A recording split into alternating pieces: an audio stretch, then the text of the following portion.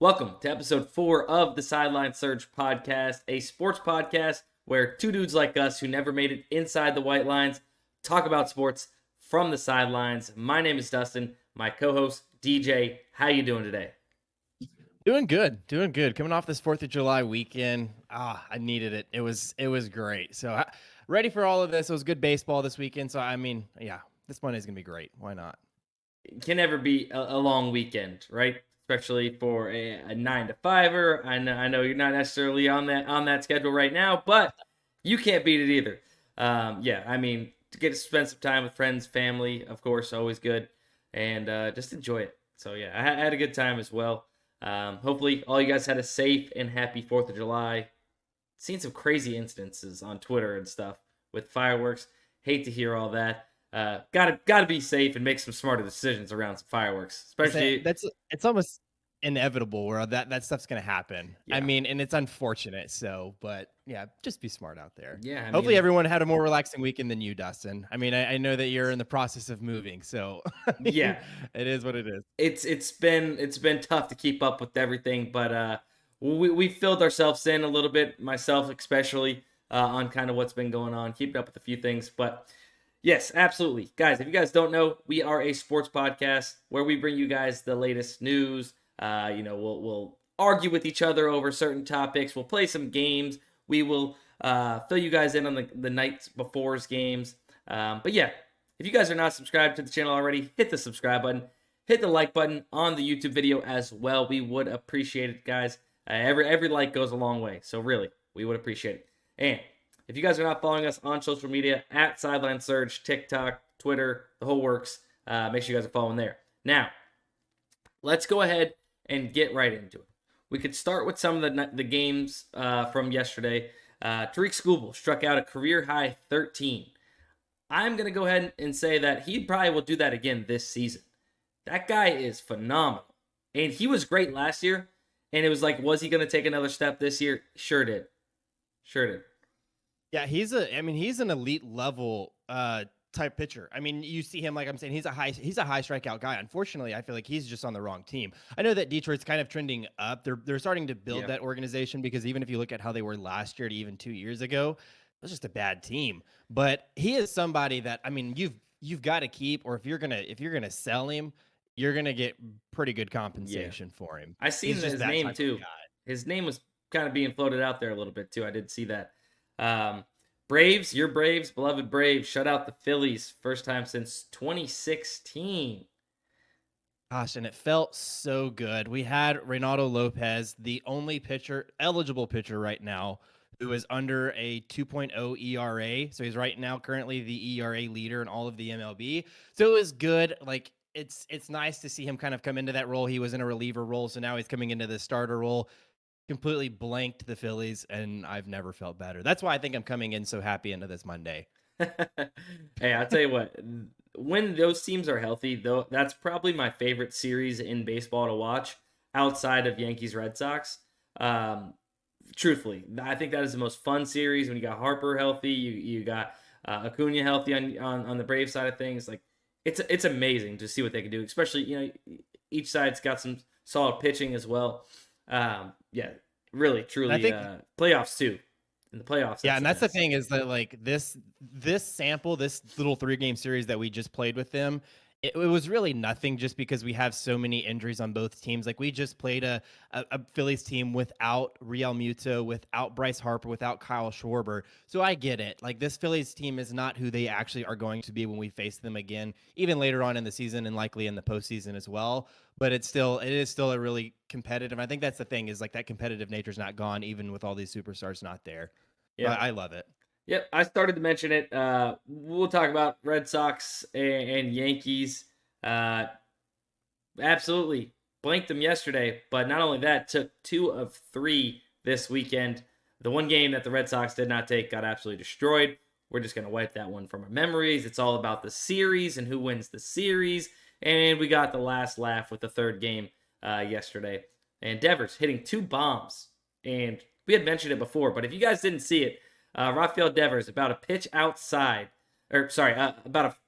foot outside, takes one, pulls it for a home run. So the Yankees aren't even trying to pitch to the guy anymore, and he's still taking him yard. So you love to see that if you're a Red Sox fan like myself. I was about to say, I was watching that game live when that happened, and it was like him swinging at it. It was just like, oh, there's no way. And then you hear the commentators like, it's going, it's going, it's going. And I mean, it was like 5-10 rows deep. And it's like, I don't know how you got every bit of that ball. Cause like usually that'd be like an Oppo taco, but no, he got every bit of it, pulled it. It was great though. Maybe I love a to see it, little, especially maybe a little Rafael Devers in the home run derby. that would be sick. I know a That few other would people be have gotten sick. announced. Pete Alonso announced he will be in the home run derby, and then Alec Baum, along with Gunnar Henderson, who was the first one announced into the home run derby. So we'll see who else gets announced there. Jake Berger, last little headline. Jake Berger, Miami Marlins, hits a 3-run walk-off home run against the Chicago White Sox in the Battle of Bads. Yeah, that's truly what it was. But I will say the opposite of the Battle of the Bads. Did you hear the commentator's call whenever he hit this walk-off home run? No, It I was did probably not. the most. He has the most epic like walk-off. He was just like, and I'll take that burger to go. Oh, wow. Yeah, Phenomenal. it's just like, Phenomenal. yeah, I was I love like, a good call like that. right. I'm like, you nailed that, man. You Yeah. absolutely nailed that. Unfortunately, the only time it gets a little out of hand is with your boy RG3 on the mic. Yeah. Your Baylor boy RG3 on the mic. Sometimes he gets a little too corny, but hey, we'll save that for another day. Whenever football starts up, we'll roast his commentary. Right. Other than that, did you want to start off with a game? Did you have a game for me? I did actually have a game for you. So they've started to kind of announce some of the U.S. Olympic basketball teams. And we're starting to see them play. I mean, I know that a lot of that news is already kind of broken out, but we start to see this kind of USA team start to get finalized out. So it's leading up for the discussions of like, who do you start? Who is in your starting five?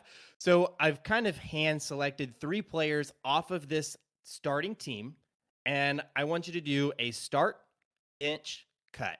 So with that, I'm going to start off with Kawhi Leonard, Anthony Davis, Kevin Durant. Ooh, okay.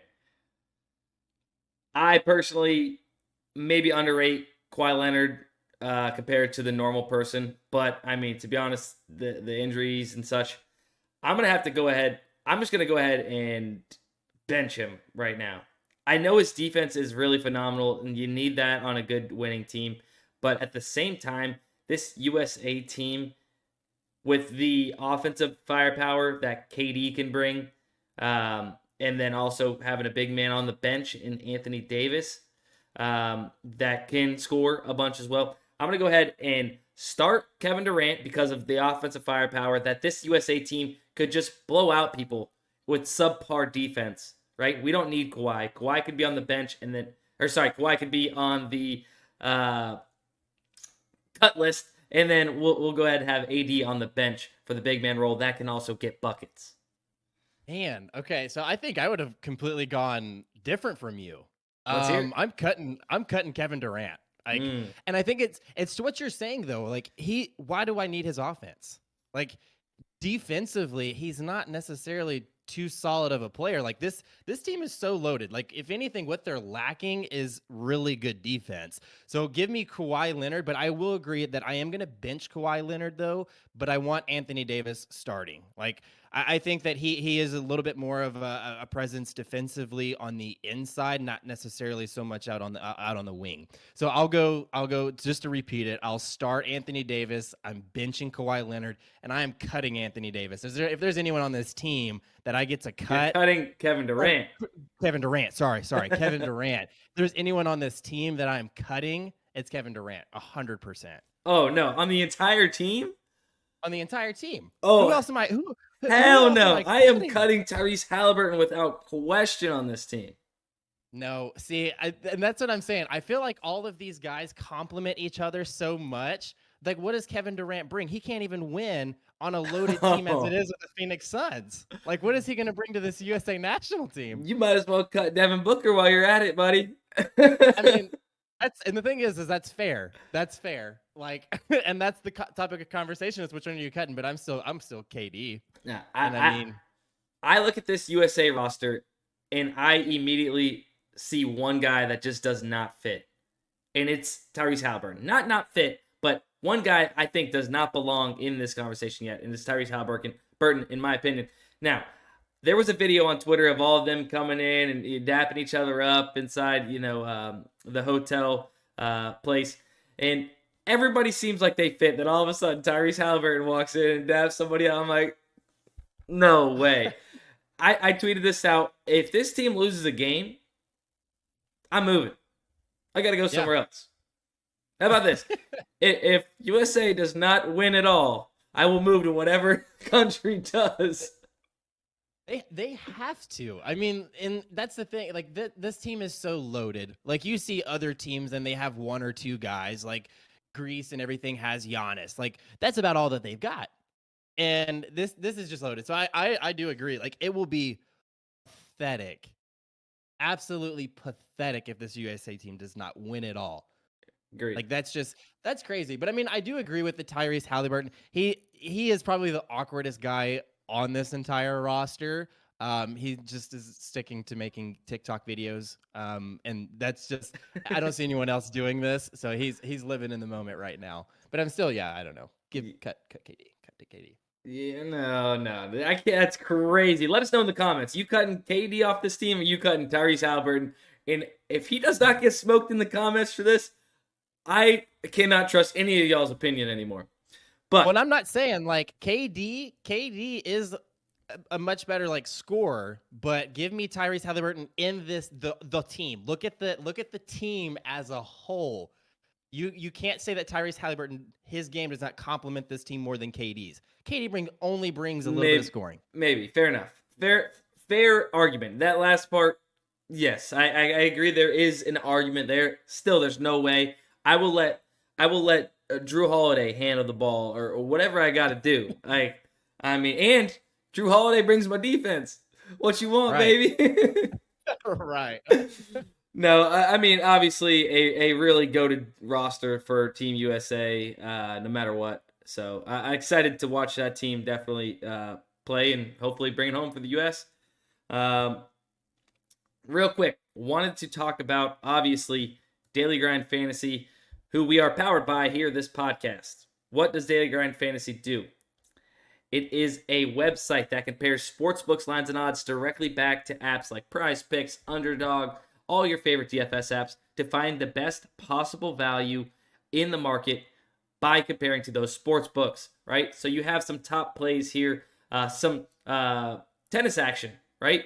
You see you're getting a worse number in just one on PrizePicks, but this is 1.5 on two different sports books, heavily juiced on the under of -230, -250. And if you don't like that because it's a push potential prop, you got Djokovic over 12.5 aces when his original line, his near even line, maybe even some juice on DraftKings is -120 at one full higher ace at 13.5 on DraftKings if you want to trust that. But real quick, I haven't mentioned it here on the podcast yet, but Daily Grind Fantasy also has what is called the AI slip generator, and it is up 1,271 units since launch. I'm trying to get the full thing on the screen. Can't necessarily do it, but if you guys haven't seen this before, what it does is it scans the market using the same tools that Daily Grind Fantasy has in the optimizers there, but then will build out full slips for you to tail. The AI slip generator at Daily Grind Fantasy is what it's called,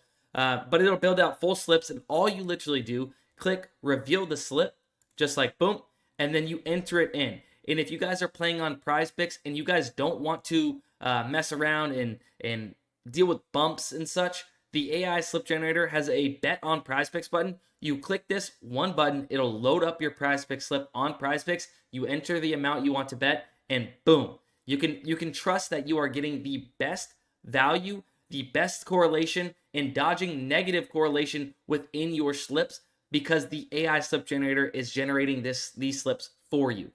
Very, very good tool and profitable tool. The easiest tool in the game, I have to say. Where you have to do no thinking whatsoever and be sure that you're getting profitable plays over the long term. If you guys want access to Daily Grind Fantasy, use code SURGE for 25% off your first month membership at Daily Grind Fantasy. So make sure you guys are building out some slips. And let us know what you guys are on for today on PrizePicks or any of these other apps. Here's some of the other top plays on PrizePicks after refreshing. But Daily Grind Fantasy, guys, I'm telling you right now, it's the way to go. Me, DJ, we both use this every single day to find the best plays on PrizePicks and these other apps. Yeah, I use and I think that the optimizer tool, especially for PrizePicks, is absolutely goated. It's so unmatched. It's just because you simply hit the bet on PrizePicks button and you have a tire slip generated within seconds. And like that doesn't really make sense to me, and especially because the value that you're getting from it. And yesterday I did that, and we hit a 10x multiplier, and I saw some people in X, and they placed the exact same bet as me. My brother placed the exact same bet as me as well. We all cashed out for 10x, and it's that slip took zero thought process for me. It was log in, go to the AI slip generator, hit bet on PrizePicks, enter my unit size, hit submit, and that's it. And then I just made 10 times my units in less than 15, 20 seconds. Bang, baby. Bang. Let's go. I know. Just needed it.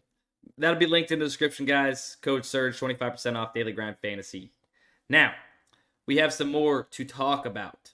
This is going to be kind of some sports news and kind of what's going on around the leagues. Some of the big headlines, right? And we're going to do a little bit of a change up here. We're going to go back to this screen, and we are going to look at it right here, right? Make it 12. We'll start off with Jose Miranda. 12 straight hits in 12 at-bats. That's actually insane. I mean, that is crazy. I mean, it's hit streaks in itself. Even a 12-game hit streak is phenomenal. But then you see 12 straight hits in 12 straight at-bats. That's out of this world. I mean, you can see it's the longest streak, as this tweet says, since the expansion era in 1961. That is how long it's been since something like this has happened. So, I mean, props to him. I know he didn't get 13. He put his 13th at-bat ball in play, and he flied out to the left fielder or flied out to the outfield, whatever. So ended up ending his streak. But then yesterday, he's just on a streak. Jose Miranda is on an absolute streak. They brought him into pinch hit yesterday, had one at-bat, had a hit. Like he's just – so he's hit 14 out of his last 13 at-bats, which is why. Well, 13 out of his last 14, yeah. I think that's what I said. But anyways, that's crazy. That's crazy. Anyways, yeah, exactly what you said. Insane stuff from Jose Miranda. I mean, sometimes you get hot. He might not end up being the best player of all time, right? Or go to Aaron Judge levels of hitting or anything like that. But no matter what, who you are, this hit streak, impressive. Or not even. He's in the record books. At bat hit streak. You have to like say at bat hit streak with this, because a hit streak just means for the games, because nobody ever expects it to be a at bat game hit streak. Hit streak. It's insane. Right. Switching paces a little bit to the WNBA. Caitlin Clark, first ever WNBA rookie to get a triple-double. Caitlin Clark makes history. Props to her. I mean, that's a big deal. And I mean, just again, I know it's controversial, and like obviously the amount of viewers that she brings, but I mean, this is all what we wanted to see, and I think that this is obviously so good for the WNBA. It's like this is a reason why a lot of people are tuning in. So for her to record this as a rookie, her first ever triple-double, the first ever triple-double by a rookie, is such a big deal, not only for her, but I think that the league in general. So I'm all backing it. I love that for her.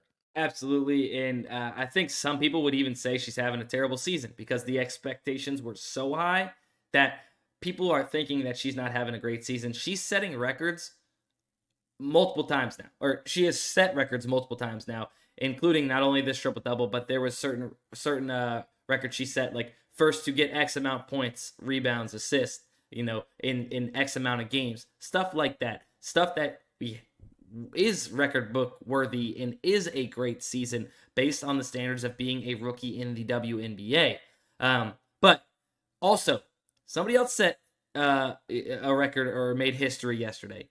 Angel Reese. A lot of times these two are getting compared, both having great seasons, both setting records in the WNBA as rookies. So we're getting everything we wanted out of these two people, these two women in sports that we asked for. Right? Angel Reese, 13 straight games with a double-double, if I'm not mistaken.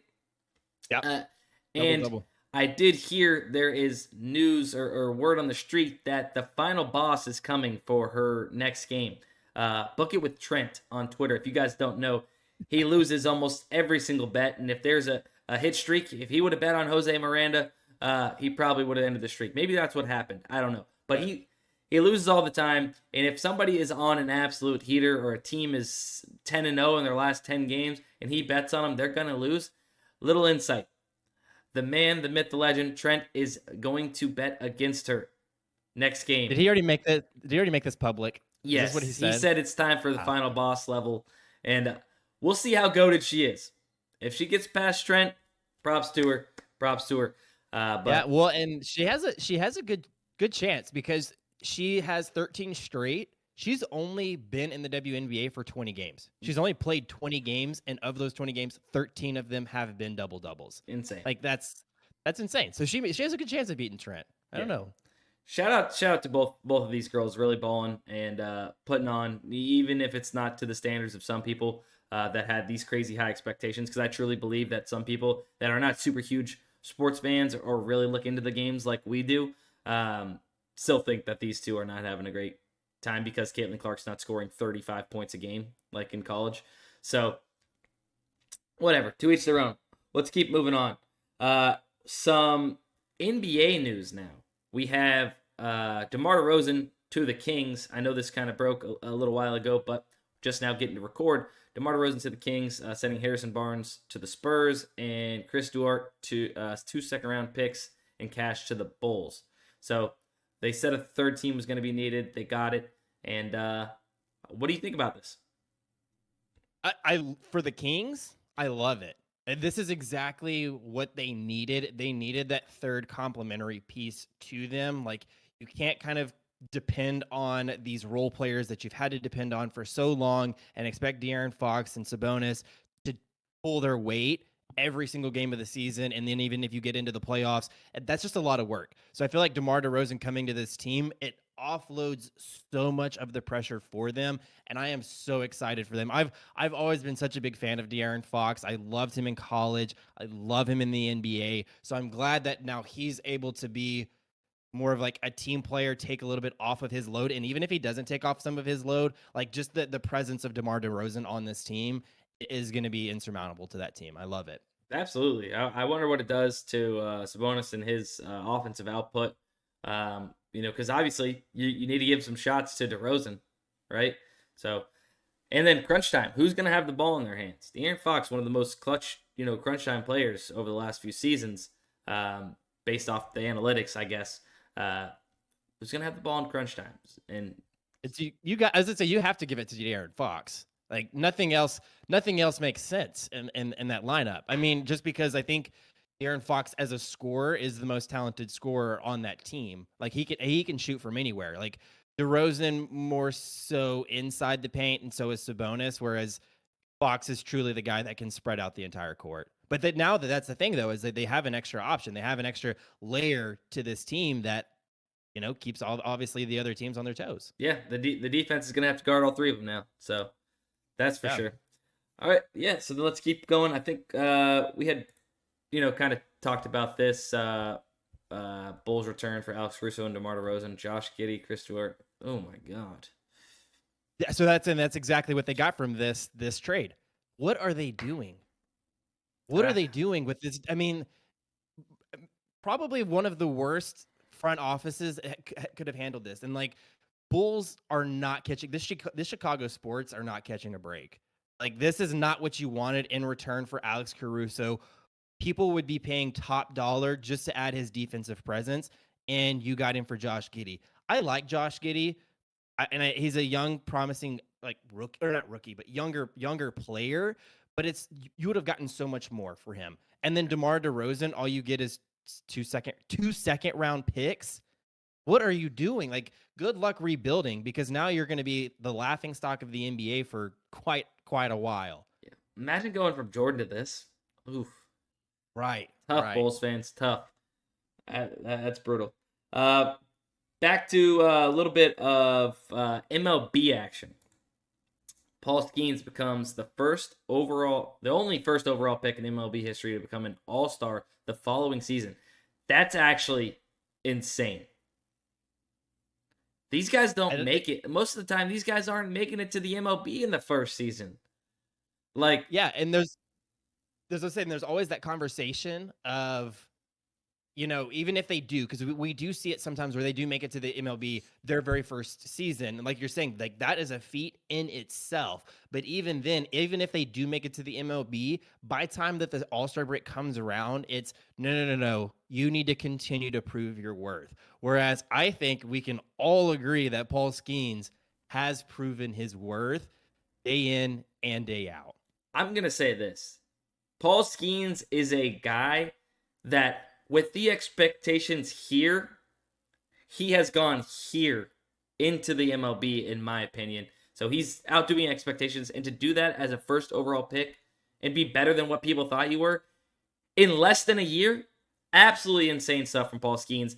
Maddie's not on my team, to be honest with you. Right. That would be a insane piece to have for years to come. So Pirates got a good one.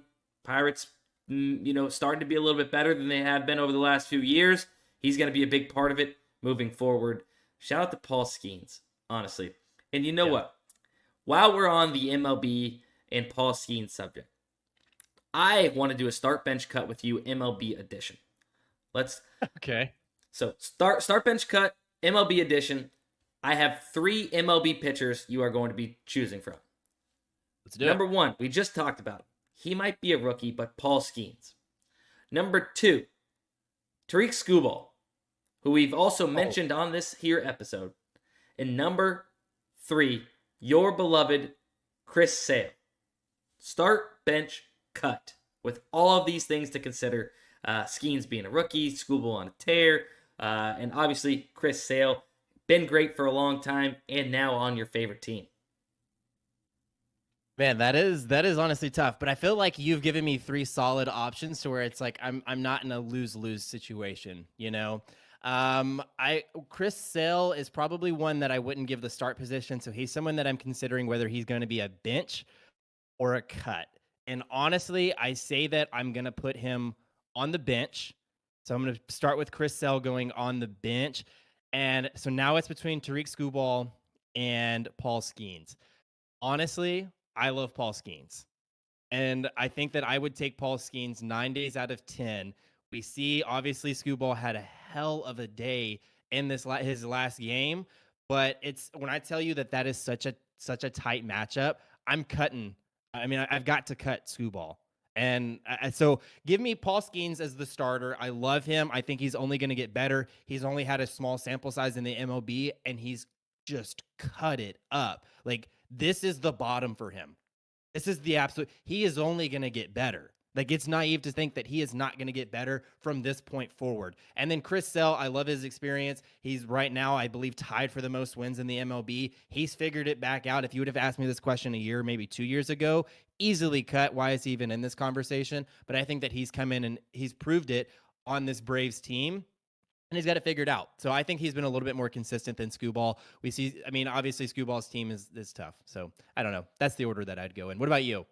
I think I have slight arguments, but like you said, you couldn't really go wrong in this start bench cut, right? My slight argument is obviously Skeens, less time in the league. Skubal, been doing it for a few years, been at the top of his game for a few years now, really starting to find his own.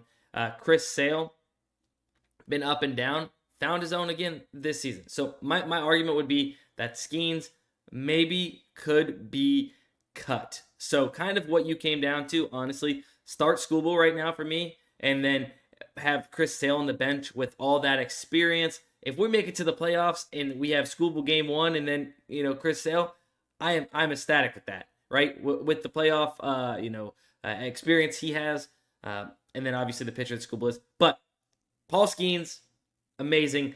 My only slight last argument, is that Skeens, could he regress next year? It'd be a full season for people to see his stuff, learn him a little bit, data to come out. These teams are very analytical these days. You never know. Could have a harder time, but I think his talent is too raw to to to really match up against or to fight with these numbers, he's going to be insane for years to come, in my opinion. But you do see that sometimes these guys start to get figured out a little bit, right? Come in, nobody's seen him before, and then they start to get figured out. But he's too insane. Yeah, I mean, right, as I say, regression is a real possibility, and we've even seen regression over these last 2 to 3 games from him, like kind of struggling. Like he used to be kind of dominant from the start to the end whenever he got pulled, but now as like the start to his game, is batters are starting to be a little bit more patient with him and forcing him to actually work deep into counts, and he's not going as deep into games or his pitch counts going really high. So I think that that regression is there, but again, you know, he is a rookie. He has such a small sample size. And so I get it though. But yeah, you give me any 2 of these 3 pitchers in the playoffs, I'm not complaining. Like I would I don't have a reason to complain. No, So, yeah. absolutely. I hooked you up with that one. You couldn't really go wrong. But we were on the topic of Skeens and Scooble both being amazing. Then I had to throw in your guy, Chris Sale, and you put him right there on the bench.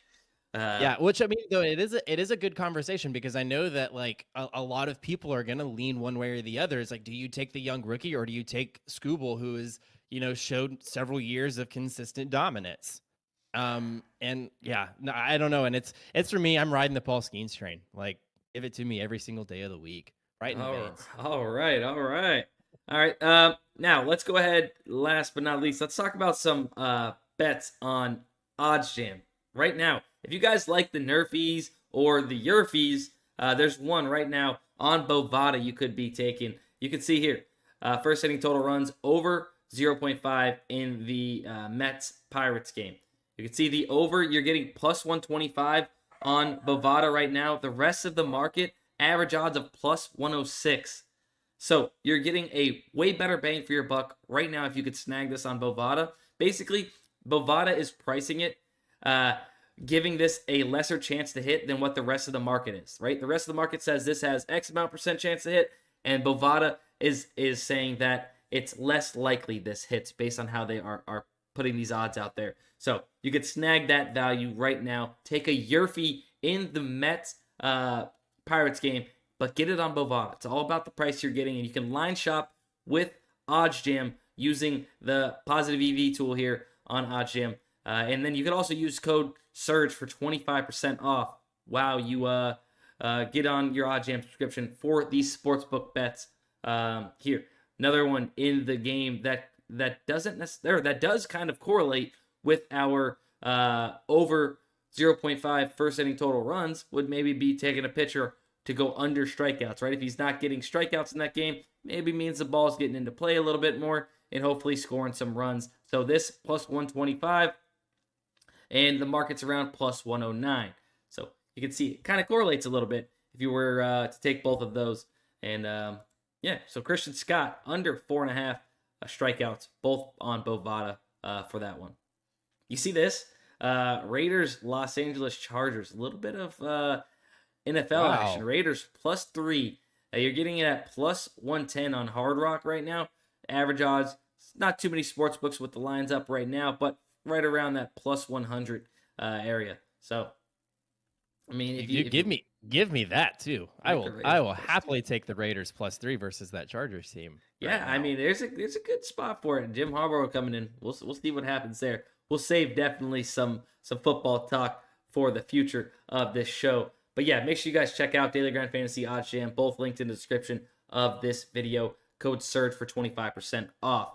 Now, as far as news, as far as anything else goes, I think that is really it for the show and for the news.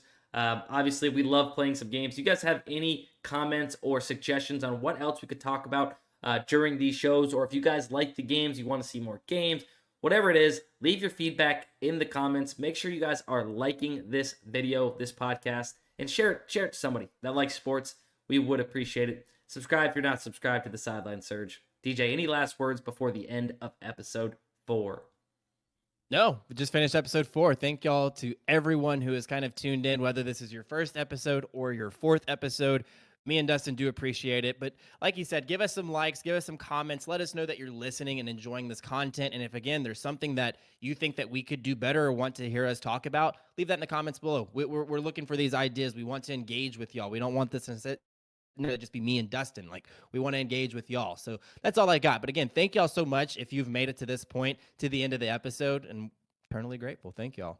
Love you guys. Silent Surge out.